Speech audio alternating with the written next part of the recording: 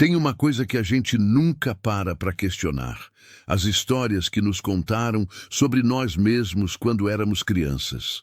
A gente simplesmente acredita, porque são os adultos que estão falando, porque são as pessoas que deveriam saber, porque o mundo ainda é grande demais e a gente é pequeno demais para duvidar.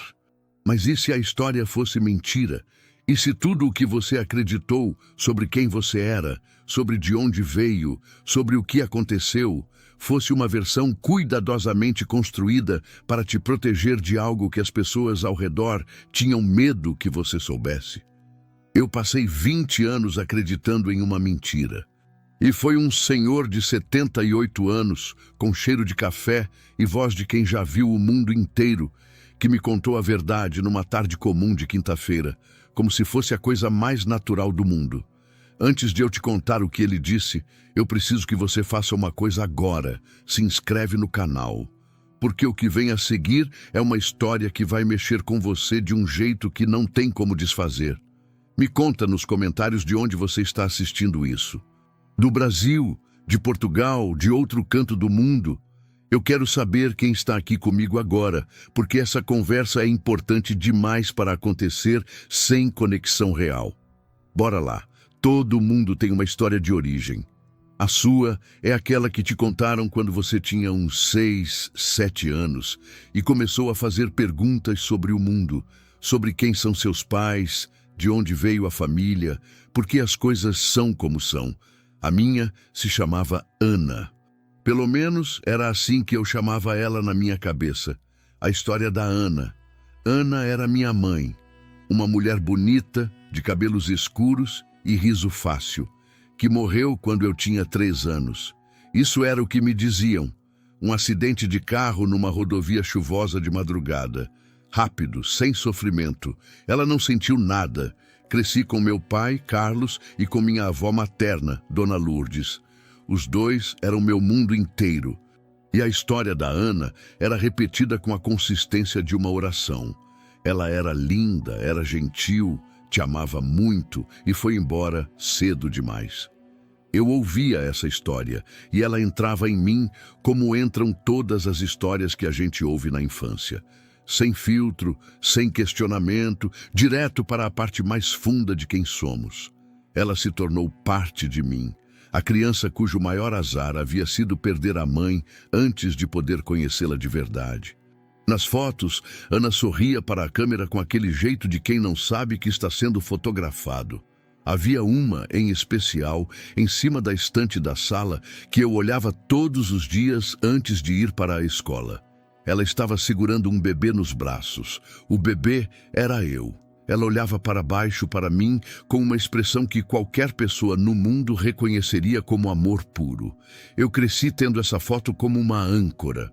Sempre que me sentia sozinho, que me sentia perdido, que as coisas da vida ficavam pesadas demais, eu ia até aquela estante e olhava para aquela foto. E pensava, ela me amou. Ela estava aqui. Isso é suficiente. Por anos, foi.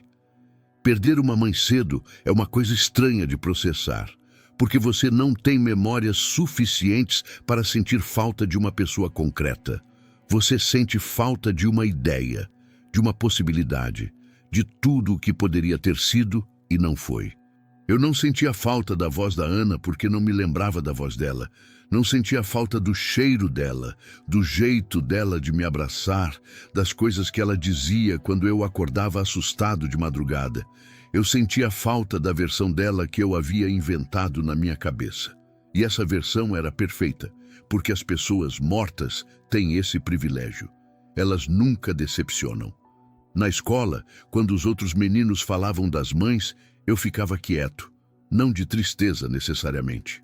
Era mais uma espécie de distância, como se eu estivesse assistindo a uma peça de teatro da qual eu não era personagem.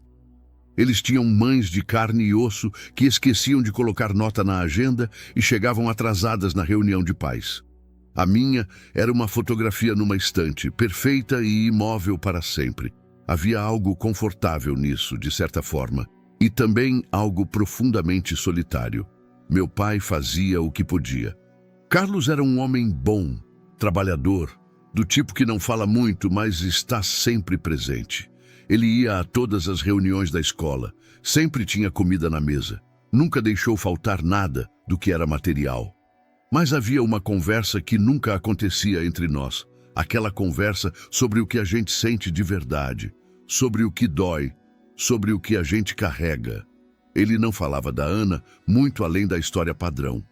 Quando eu perguntava mais, quando eu queria detalhes, ele respondia com monossílabos ou mudava de assunto com uma delicadeza que eu aprendi a reconhecer como sinal de que aquele território era proibido. E eu, criança educada e sensível que era, aprendi a não insistir. Dona Lourdes, minha avó, era mais calorosa. Ela contava histórias da Ana criança com um afeto genuíno que enchia o quarto. Me dizia que eu tinha o jeito de rir dela, que as mãos eram idênticas, que ela ficaria muito orgulhosa de mim. Mas quando eu tentava ir além das histórias bonitas, quando eu perguntava coisas como o que ela pensava sobre certas coisas, ou como havia sido no final antes do acidente, Dona Lourdes ficava com aquele olhar distante, o olhar de quem está vendo algo que você não consegue ver, e dizia: "Já passou, meu filho. O importante é o amor que ela deixou." Era suficiente por muito tempo. Depois, deixou de ser. Na adolescência, a gente começa a questionar tudo. É o trabalho da adolescência. Desmontar o mundo que os adultos construíram e tentar descobrir o que é real e o que é conveniente. É um período exaustivo e necessário e que deixa todo mundo envolvido um pouco machucado. Foi na adolescência que as perguntas sobre a Ana começaram a mudar de qualidade. Antes eram perguntas simples, como ela era, de que cor gostava, qual era a música favorita.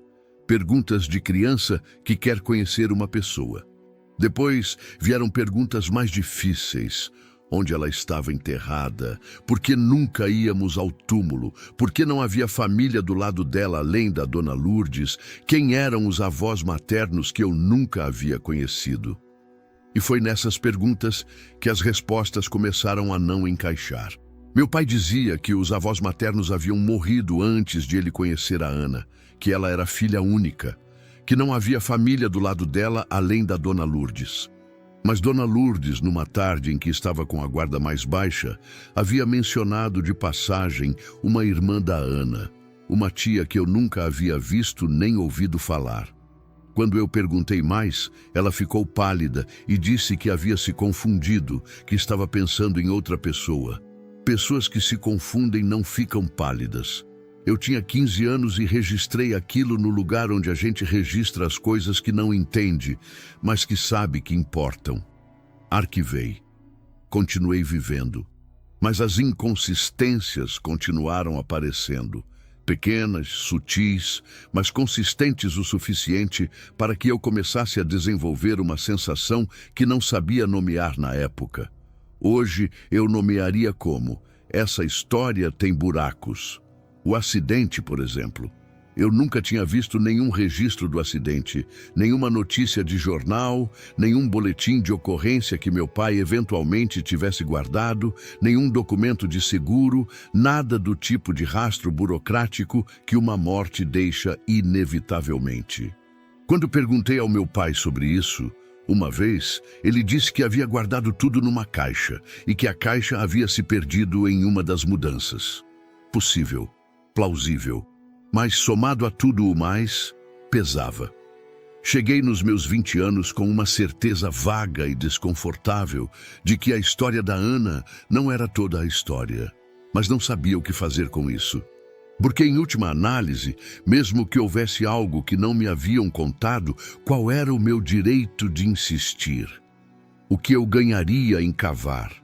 E então me mudei de cidade para a faculdade, e a vida seguiu, e por alguns anos eu deixei de fazer perguntas. Quando terminei a faculdade, voltei para a cidade onde cresci, não porque quisesse, necessariamente, mas porque meu pai havia ficado doente, nada grave, mas o suficiente para precisar de companhia, e porque eu não tinha razão forte o bastante para ficar onde estava. Aluguei um apartamento no mesmo bairro onde cresci. Não a mesma rua, mas perto o suficiente para que tudo fosse familiar. As mesmas padarias, o mesmo mercado, o mesmo parque onde eu havia andado de bicicleta quando era pequeno. E foi nesse retorno que eu conheci, ou melhor, reconheci, o seu Afonso. Seu Afonso morava no número 12 da rua paralela à minha há mais de 40 anos. Era um senhor alto, de ombros ainda largos apesar da idade, com aquela barba branca curta de homem, que se cuida mas não exagera. Tinha 78 anos e a saúde de alguém que passou a vida inteira se movendo, trabalhando com as mãos, dormindo cedo. Eu o conhecia de vista desde criança. Era o tipo de vizinho que todo bairro tem, aquele que está sempre no mesmo lugar, sentado na calçada com um café ou cuidando do jardim minúsculo na frente de casa e que com o tempo se torna quase uma parte da paisagem, tão constante quanto os postes ou o asfalto. Quando voltei ao bairro já adulto, comecei a cruzar com ele com mais frequência. E o que começou como um aceno de cabeça foi se transformando, ao longo de semanas, em paradas breves. Um comentário sobre o clima, uma observação sobre o bairro que havia mudado, aquelas conversas de calçada que não têm começo nem fim, mas que criam, com o tempo, um tipo particular de intimidade. Seu Afonso era daqueles homens que ouvem de verdade. Quando você falava com ele, ele ficava quieto e te olhava nos olhos e você sentia que o que você estava dizendo importava para ele. Não era performance. Era uma qualidade genuína, rara, que poucos homens da geração dele tinham sido encorajados a desenvolver, mas que ele havia cultivado de alguma forma assim mesmo. Comecei a parar na calçada dele com mais frequência. Às vezes ele tinha café. Às vezes, eu levava pão da padaria e a gente partilhava na mesa de plástico branca que ele tinha do lado de fora. Era uma amizade improvavelmente boa. Faz 3 anos que aquela tarde aconteceu. Eu consigo me lembrar de cada detalhe com uma nitidez que só os momentos que mudam a sua vida têm. Era uma quinta-feira. Final de tarde, aquela luz dourada de fim de dia que deixa tudo com uma aparência mais bonita do que é. Eu havia passado na calçada do seu Afonso sem planejar, só porque estava voltando do mercado e a rua dele estava no caminho. Ele estava lá, como quase sempre. Mas havia algo diferente naquele dia. Uma quietude nele que não era a quietude habitual de um homem em paz. Era a quietude de alguém que está decidindo alguma coisa. Fiz os comentários habituais, perguntei como ele estava, me sentei, ele me serviu o café. E então ficou em silêncio por um tempo que foi longo o suficiente para que eu percebesse que não era um silêncio normal. Quando ele falou, começou de um jeito indireto, do jeito que as pessoas mais velhas às vezes começam as coisas importantes, com uma observação lateral que você só entende o peso depois. Ele disse: "Você parece muito com ela, sabe? Os olhos, principalmente, e o jeito de inclinar a cabeça quando está pensando." Eu não entendi de imediato. Perguntei quem. E ele me olhou com aquela expressão que eu descreveria como uma mistura de alívio e tristeza, o olhar de quem está prestes a largar um peso que carregou por muito tempo, mas que sabe que ao largar vai criar um novo peso para outra pessoa. "Com Ana", ele disse, "a sua mãe." Aquilo não era estranho em si. As pessoas às vezes diziam que eu parecia com ela, baseadas na foto da estante. Mas o jeito que ele disse, o peso que havia naquelas palavras, era diferente. Perguntei se ele a havia conhecido, e aí ele fez uma coisa que eu não esperava. Ele fechou os olhos por um momento, como se estivesse rezando ou se preparando, e disse: "Eu a conheço há 40 anos. Ela morou nessa rua por muito tempo." O mundo parou, morou. Tempo presente imperfeito. Não morreu, morou. Como alguém que ainda existe. Perguntei o que ele queria dizer, e seu Afonso me contou a verdade. Ana não havia morrido num acidente de carro quando eu tinha 3 anos. Ana estava viva. Essas 4 palavras levaram talvez 10 segundos para sair da boca do seu Afonso e talvez 20 anos para chegar em algum lugar dentro de mim onde fizessem sentido. Ele foi falando devagar, com cuidado, como alguém que sabe que cada palavra que está dizendo está caindo sobre uma pessoa como pedra sobre vidro. Ele havia conhecido minha mãe quando ela ainda morava no bairro, antes de se separar do meu pai. Eles haviam sido vizinhos por anos. Ele a conhecia bem o suficiente para saber o tipo de pessoa que ela era. O que havia acontecido, segundo ele, era o seguinte: quando eu tinha 3 anos, meus pais se separaram. Uma separação difícil, como muitas são, com mágoa dos 2 lados e acusações, e o tipo de dor que transforma pessoas razoáveis em versões menores de si mesmas. Minha mãe havia querido a guarda compartilhada. Meu pai havia querido a guarda total. A batalha judicial tinha sido longa e desgastante, e ao final, por razões que seu Afonso não conhecia completamente, minha mãe havia perdido. A guarda ficou com meu pai. O que aconteceu depois disso, ele disse com a voz mais baixa, era a parte que o havia pesado por todos esses anos. Meu pai havia mudado de cidade com ele, comigo, logo depois da decisão judicial.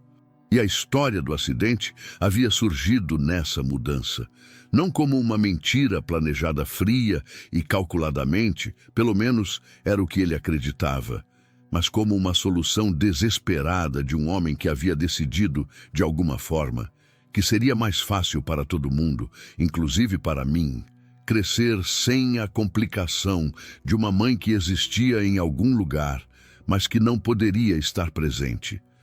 Seu Afonso havia sabido disso porque havia mantido contato com minha mãe ao longo dos anos. Ela havia tentado me encontrar várias vezes. Havia tentado contato com meu pai, que havia cortado toda a comunicação. Havia até tentado recursos legais, mas as circunstâncias, a mudança de cidade, o tempo passado, as dificuldades financeiras que ela havia enfrentado nos anos seguintes, tudo havia se combinado para tornar esse caminho impossível. Ele sabia onde ela estava. Eu precisei colocar o copo de café na mesa porque minhas mãos estavam tremendo. Depois que seu Afonso terminou de falar, houve um silêncio que durou um tempo que eu não conseguiria medir. Pode ter sido 2 minutos, pode ter sido 20. O meu cérebro estava fazendo aquela coisa que o cérebro faz quando recebe uma informação que contradiz uma estrutura inteira de crenças. Ele ficava travando, tentando processar, travando de novo, como um computador tentando rodar um programa para o qual não foi projetado. 20 anos. 20 anos de uma foto numa estante e de histórias sobre um acidente e de sentir falta de uma ideia de pessoa. 20 anos em que ela existiu em algum lugar, respirando, vivendo, talvez também sentindo falta. As perguntas começaram a vir em uma velocidade que eu não conseguia acompanhar. Meu pai sabia? Claro que sabia. Ele havia criado a mentira. Dona Lourdes sabia. Ela era mãe da Ana. Como não saberia? A irmã que ela havia mencionado de passagem e depois negado existir, essa era real. Quantas pessoas ao meu redor haviam sabido e ficado em silêncio? E a pergunta que doía mais: ela havia tentado me encontrar. O que isso significava? Ela havia querido estar presente porque não havia conseguido. Seu Afonso respondeu o que sabia e foi honesto sobre o que não sabia. Ele não havia sido confidente íntimo de ninguém nessa história. Era um vizinho que havia observado coisas ao longo dos anos, que havia mantido um contato esporádico com minha mãe, que havia carregado aquela informação com um desconforto crescente e que havia finalmente chegado a um ponto em que não conseguia mais justificar o silêncio. Por que estava me contando agora? Perguntei isso diretamente. Ele disse que havia pensado muito sobre isso ao longo dos anos, que havia se questionado se era papel dele, que havia tentado encontrar um momento certo que nunca chegava e que recentemente havia tido um problema de saúde, Nada fatal, mas sério o suficiente para fazê-lo pensar em quanto tempo ainda tinha, e havia concluído que ir embora carregando aquilo não era algo que conseguia fazer. Você tem o direito de saber, ele disse, independente do que venha depois. Você tem o direito de saber que ela existe. Saí da calçada do seu Afonso com um papel no bolso. Um número de telefone que ele havia guardado por anos, atualizado de tempos em tempos quando mudava, de uma mulher que era minha mãe e que até 3 horas antes eu havia acreditado estar morta. Fui para casa e sentei no chão da sala porque as cadeiras pareciam erradas de alguma forma. O chão parecia mais honesto. Não liguei naquele dia. Não fiz nada de imediato, porque não havia nada que eu fosse conseguir fazer com aquele tremor interno que havia tomado conta de mim. O tipo de tremor que não é físico, mas que você sente em cada parte de você. O que eu fiz foi ficar sentado e deixar que aquilo descesse. Deixar que cada camada da minha vida até ali fosse recontextualizada à luz dessa informação nova. A infância inteira parecia diferente agora. Cada vez que meu pai havia mudado de assunto quando eu perguntava sobre a Ana, cada vez que Dona Lourdes havia ficado com aquele olhar distante, cada vez que as histórias não encaixavam completamente, eu havia percebido que havia buracos e havia escolhido não insistir. E agora eu me perguntava se alguma parte de mim havia preferido não saber. Havia? Essa é uma pergunta que fica, porque às vezes a gente protege as próprias ilusões. Às vezes a verdade parece grande demais e a ilusão confortável demais, e a gente faz uma escolha inconsciente de não puxar o fio que vai desfazer tudo. Eu havia puxado o fio 1 ou 2 vezes na adolescência e recuado quando o território ficou desconfortável. Será que eu temia o que estava do outro lado? Não tenho uma resposta limpa para isso. Tenho apenas a honestidade de admitir que a questão existe. Dormi pouco naquela noite. Quando dormi, sonhei com a foto da estante, mas no sonho, a mulher da foto se movia.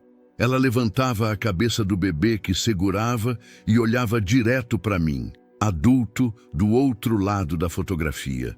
E tinha no olhar dela algo que eu acordei sem conseguir nomear.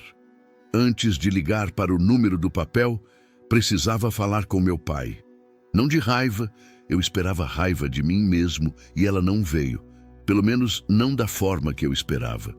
O que veio foi algo mais complexo, mais difuso. Uma tristeza grande, uma vontade de entender. Fui até a casa dele numa tarde do fim de semana seguinte.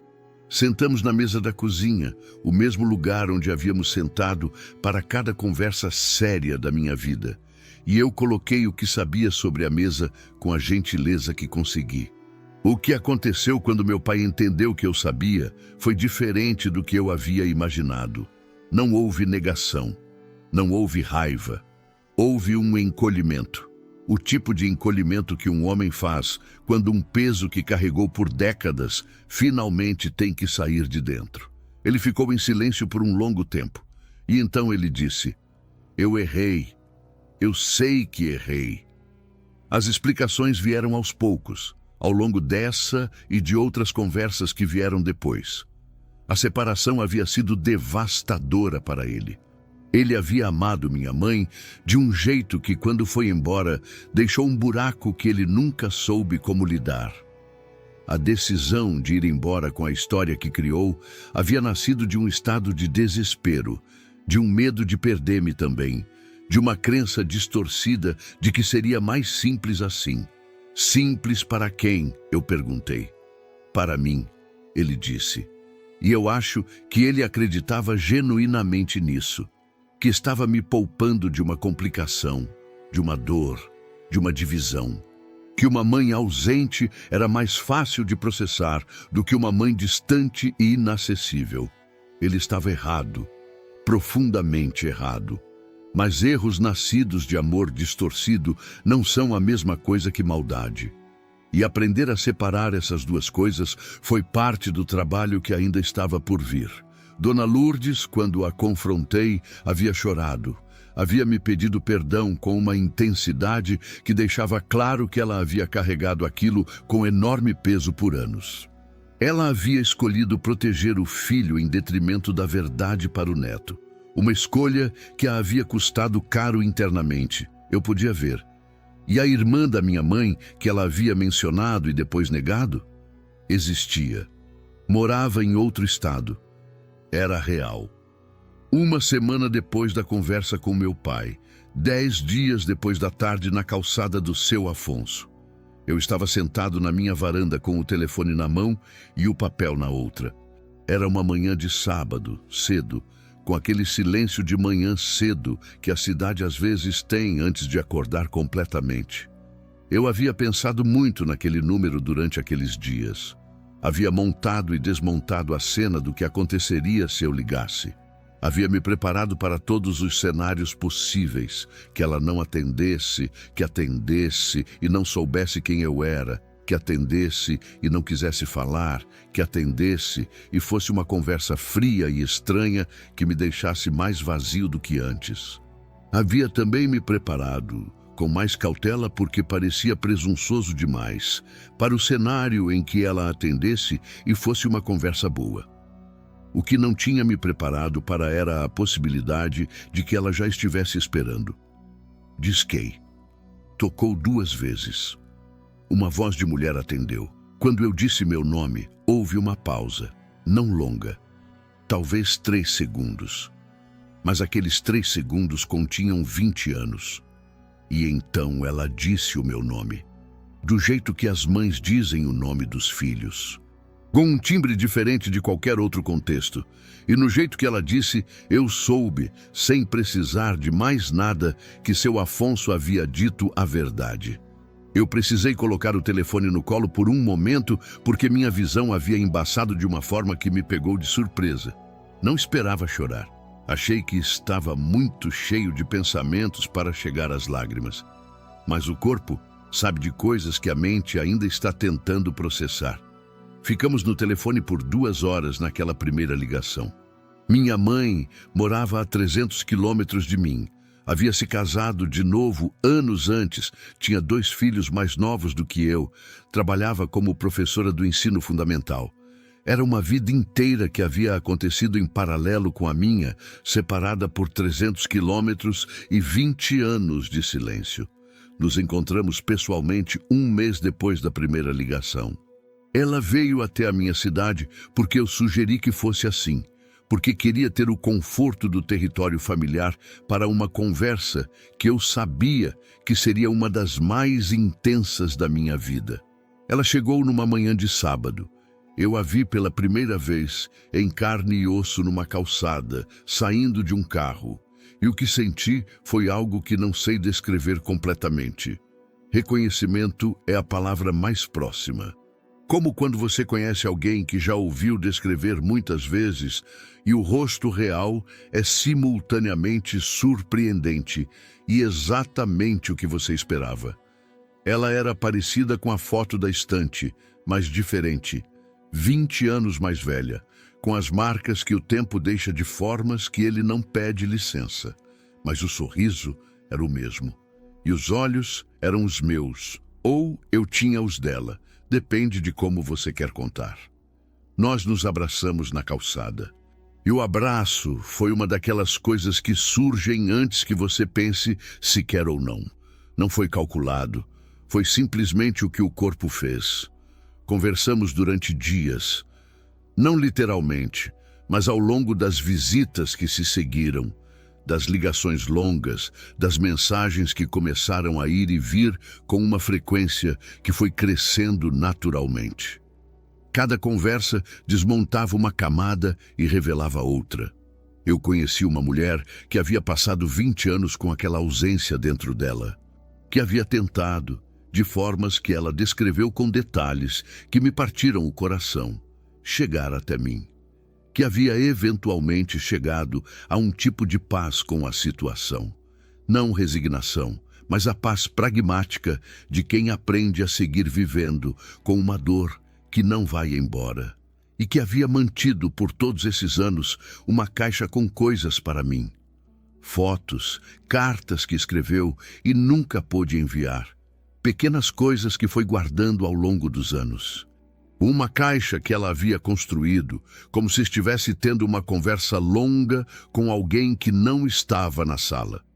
Quando ela me deu aquela caixa, na segunda ou terceira visita, eu levei um tempo para conseguir abrir, porque o peso dela não era físico. Tem uma coisa que eu precisei entender sobre a verdade nessa história toda. Ela não é automaticamente libertadora. Todo mundo fala de verdade como se fosse sinônimo de alívio, como se descobrir a realidade fosse sempre melhor do que viver sem ela. E eu acredito que no longo prazo é, mas no curto prazo, a verdade pode ser devastadora. Pode desmontar coisas que eram funcionais, mesmo que fossem construídas em bases erradas. Depois que soube de tudo, passei por um período difícil. Não um colapso, nada de dramático, mas uma desorientação profunda. Porque a narrativa que eu havia construído sobre mim mesmo estava conectada à história da mãe morta. Eu era o menino que havia perdido a mãe cedo. Aquilo havia moldado partes de mim que eu não percebia conscientemente. E agora a mãe não estava morta. Estava ali, numa cidade a 300 quilômetros, com uma vida e 2 filhos e um marido e uma caixa de coisas que guardou para mim. O que isso fazia com a identidade que eu havia construído? O que acontecia com a criança que eu havia sido? A criança da foto na estante quando a mulher da foto estava viva? Essas questões não têm respostas rápidas. Elas pedem tempo e quietude e às vezes a ajuda de alguém treinado para te acompanhar nesse tipo de território. Voltei a fazer terapia nesse período, depois de alguns anos sem. E foi uma das melhores decisões que tomei. Aprendi que identidades construídas em cima de histórias falsas não são necessariamente falsas em sua totalidade. A dor que eu havia sentido era real. A saudade que havia sentido era real. O amor que havia desenvolvido por uma ideia de pessoa era real. A verdade nova não apagava nada disso. Ela apenas adicionava uma dimensão que eu não havia tido antes. E a raiva, quando finalmente veio de verdade, veio em ondas. Raiva do meu pai, raiva de Dona Lourdes, raiva de um sistema que havia permitido que isso acontecesse. Aprendi a sentar com essa raiva sem deixar que ela tomasse decisões por mim. A deixar que ela passasse pelo corpo sem se tornar o centro da história. Voltei à calçada do seu Afonso muitas vezes nos meses seguintes. Cada vez que eu tinha algo novo para processar, algo que havia descoberto ou sentido, eu acabava passando pela rua dele. E ele estava sempre lá, com o café, com o silêncio de ouvinte, com aquela presença tranquila que havia sido, sem que eu soubesse, uma das coisas mais importantes da minha vida adulta. Perguntei a ele uma vez se havia pensado nas consequências do que havia me dito, se havia tido medo. Ele pensou antes de responder, do jeito que os velhos verdadeiros pensam, não fingindo que já sabem a resposta, mas realmente indo buscar ela. Disse que sim, havia pensado, havia pesado, havia se perguntado se havia o direito de intervir em algo que não era diretamente seu, mas que havia chegado a uma conclusão simples. Quando a gente testemunha uma injustiça e fica quieto, a gente se torna parte dela. E ele havia ficado quieto tempo suficiente para saber como essa parte sentia. Ele me contou que havia tido um filho, anos antes, com quem havia perdido contato por razões que não detalhou, e que a possibilidade de que alguém, em algum lugar, soubesse algo sobre esse filho e estivesse em silêncio era uma das coisas que mais o perturbavam. Talvez aquilo tivesse pesado na balança da decisão de me contar. A gente raramente age por razões puramente altruístas.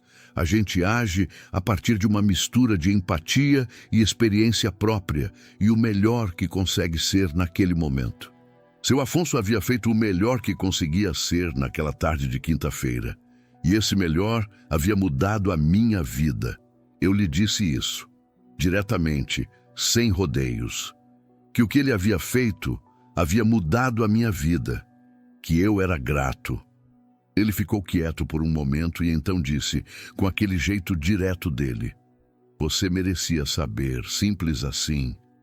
E às vezes é simples assim. Às vezes a coisa certa e a coisa simples são a mesma coisa. A dificuldade não está em saber o que é certo. Está em ter coragem de fazer. 3 anos depois daquela tarde na calçada, minha vida é diferente, de formas que eu não conseguiria ter previsto.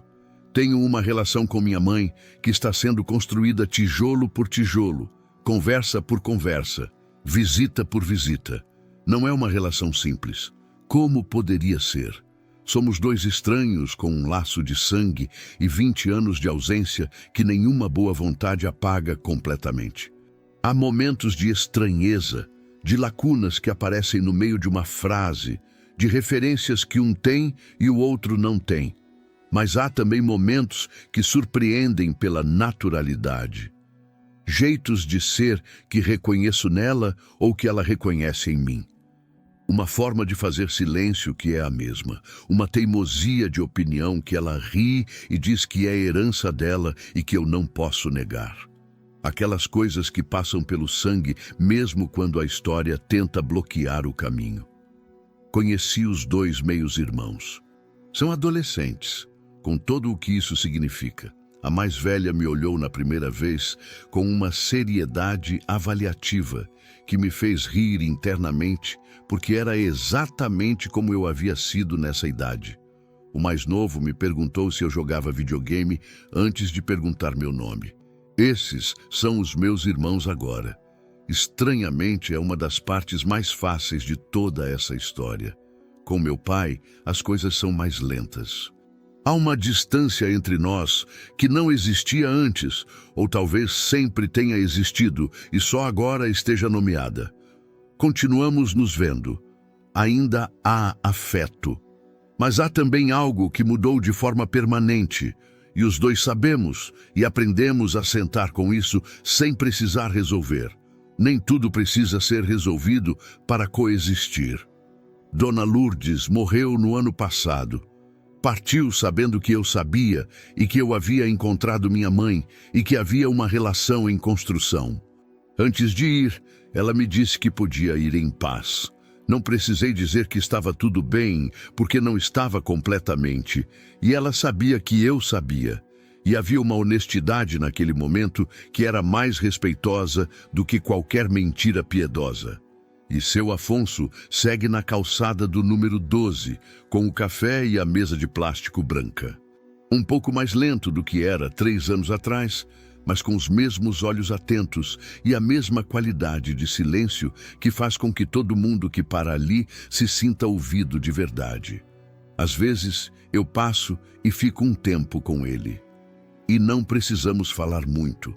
Às vezes, a maior coisa que alguém já fez pela sua vida não precisa ser relembrada em palavras toda vez. Às vezes, basta sentar do lado e deixar que o café esfrie um pouco e saber que há pessoas que, quando podem, fazem a coisa certa. Eu sei o que você pode estar pensando.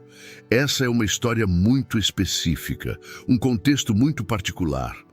O que isso tem a ver comigo? Talvez mais do que parece. Porque a verdade central dessa história não é sobre um acidente inventado ou uma mãe que estava viva. A verdade central é sobre as histórias que nos contam e que a gente aceita sem questionar, sobre as narrativas que se tornam paredes dentro de nós sem que a gente perceba. Sobre o que acontece quando alguém tem coragem suficiente de dizer o que sabe, mesmo quando seria mais fácil ficar quieto.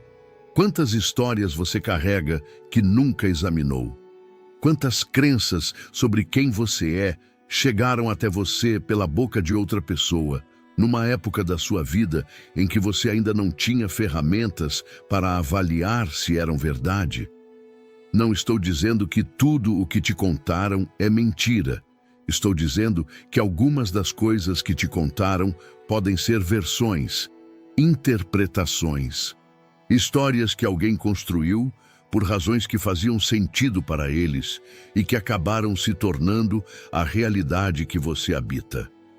E às vezes é preciso um seu Afonso, uma pessoa de fora que viu mais do que você, que carregou algo por tempo demais, que finalmente decide que você merece saber, que te diz numa tarde de quinta-feira com cheiro de café: a versão que te deram não é a história inteira.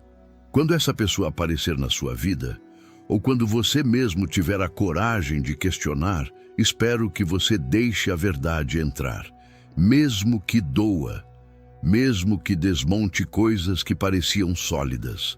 Porque o que se constrói sobre verdade, mesmo que seja construído tijolo por tijolo e demore muito mais, é incomparavelmente mais real do que o que se constrói sobre silêncio. Se você ficou até aqui, muito obrigado de verdade. Histórias como essa não são fáceis de contar e também não são fáceis de ouvir, mas são as histórias que importam.